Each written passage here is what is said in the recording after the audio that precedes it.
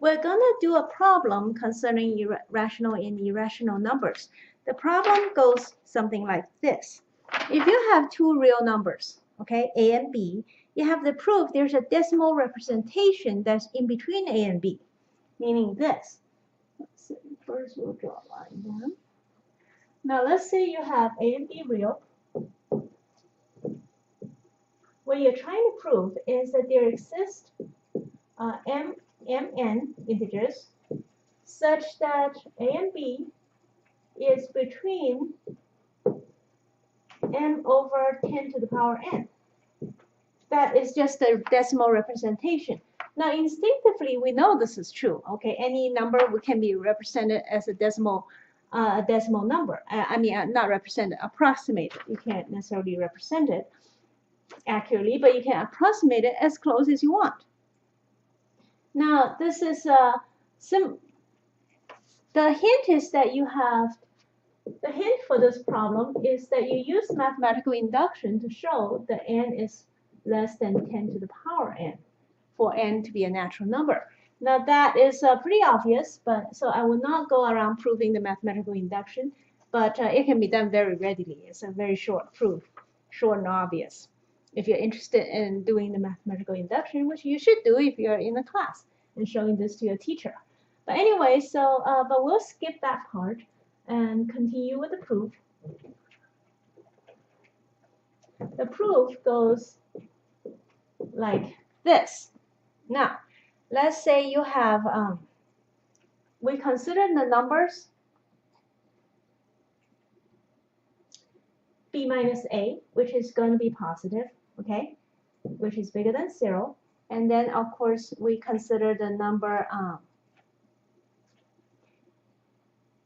1, which is also bigger than 0.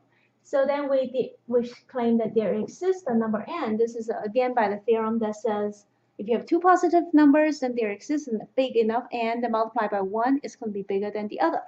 So there exists n such that n times b minus 1,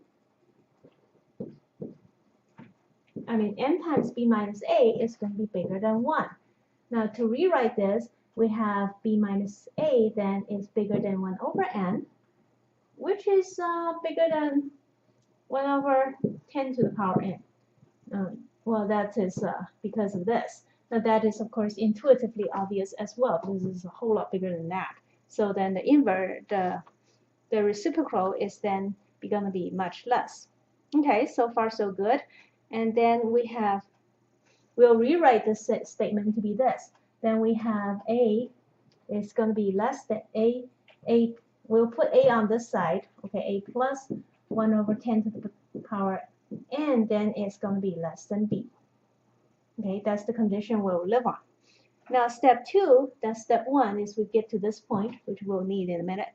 Now step 2 is we will choose a smallest n, choose a number n that is the smallest value such that choose smallest n such that this condition happens, such that a is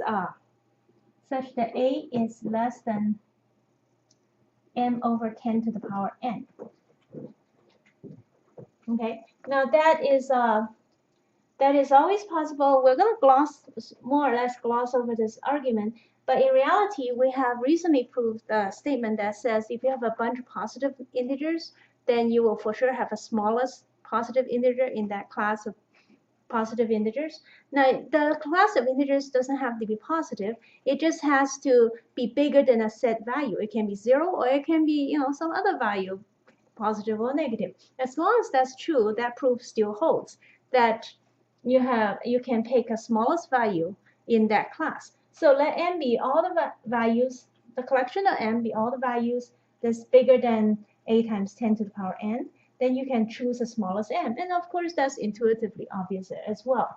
So we're not going to go too much into that. So we assume that such an action is possible, that we can choose the smallest m such that m is m over 10 to the power n is bigger than 8. Or said another way is that choose the smallest m such that m is bigger than a times 10 a times 10 to the power n. Okay, you need the smallest value. That's very important because that means that n minus 1 over this thing is 10 to the power n is going to be less than or equal to a. That's very, very important. So you have m that's very close, arrange m to be very, very close to a, and that's how we're going to be able to approximate it like this. So this isn't just something out of the blue. So this thing is very, very close. Now we have to prove now that it is close enough.